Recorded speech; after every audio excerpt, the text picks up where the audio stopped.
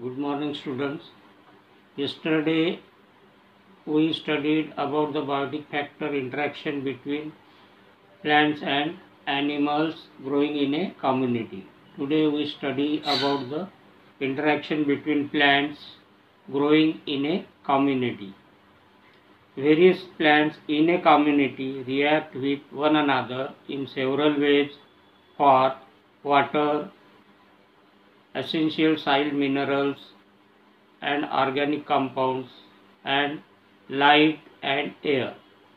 The taller plants modify the habitat for the plants growing around and under them by casting shadow, protecting them from injuries by strong winds, by increasing the atmospheric humidity, and by determining the humus content of the soil. The most interesting instance of interaction among plants growing in a community are as follows: action of lineage, effect of some epiphytes, and effect of parasitic plants. First one, action of lineage. Lianas are woody vascular plants growing on the ground, maintaining more or less autotrophic mode of life and growing upward, taking support of some other trees and other objects. The woody stems of these lianas have well developed alternating vertical columns of secondary xylem and parenchymatous tissue, which enable them to twist around the supporting trees or objects.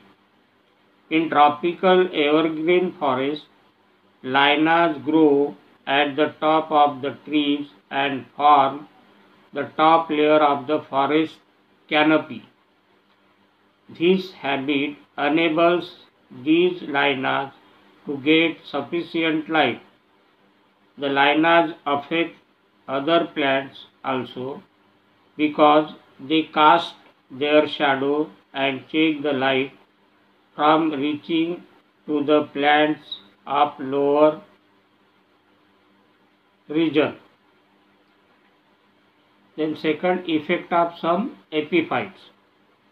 The epiphytes grow on the leaves and stem of other plants.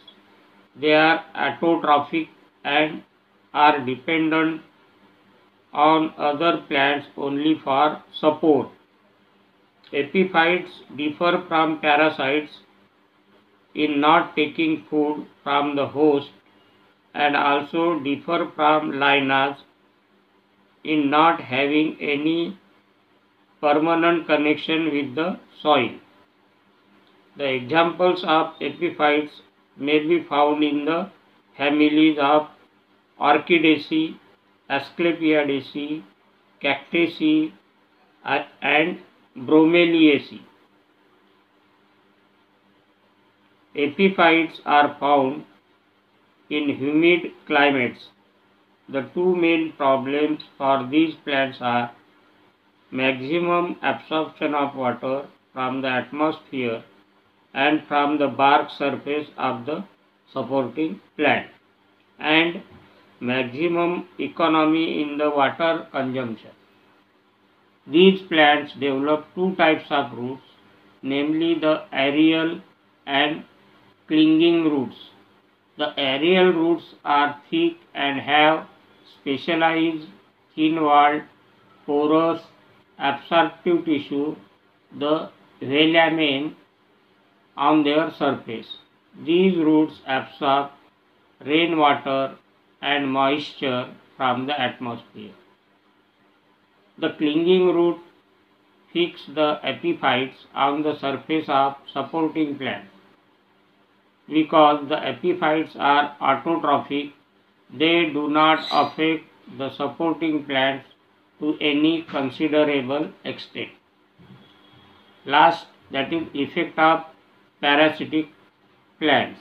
Some plants are heterotrophic and are dependent on other plants for their food requirements.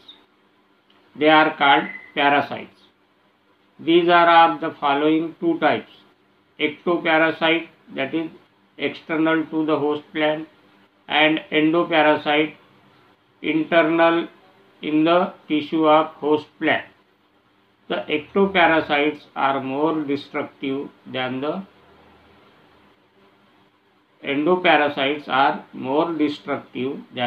ectoparasites because the parasites take their food from host plant, they check the growth and ultimately cause the death of the host plant.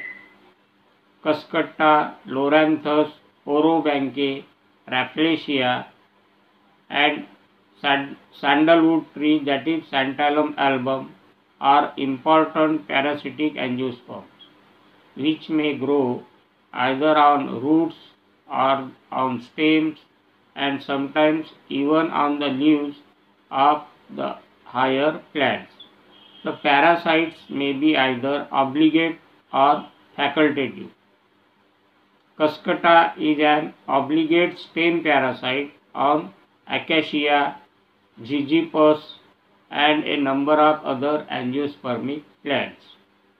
Loranthus is a partial stem parasite on mango. Orobanche grows very commonly on the roots of crucifers and members of Solanaceae as obligate root parasite. Other important parasites are Rafflesia on the roots of Vitis,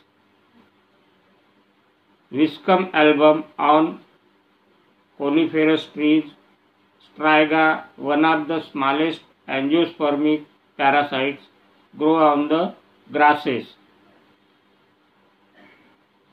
Arachidothobium, Minitissimum, an interesting smallest parasitic dicot, is an obligate stem parasite of Pinus excelsa. Besides angiospermic parasites, fungi and bacteria are also known to parasite plants and cause several destructive diseases in them. Puccinia graminis is a parasitic fungus causing rust diseases in wheat. Mildew, smut, white rust, damping off, and blight diseases are generally caused by parasitic fungi. Many algae are also known to parasite several plants and cause diseases in them. Most common example is Cephalaris, which is found on a number of angiospermic plants. This is all about the interaction between plants growing in a community. In next class, we study about the interaction between plants and microorganisms. Thank you.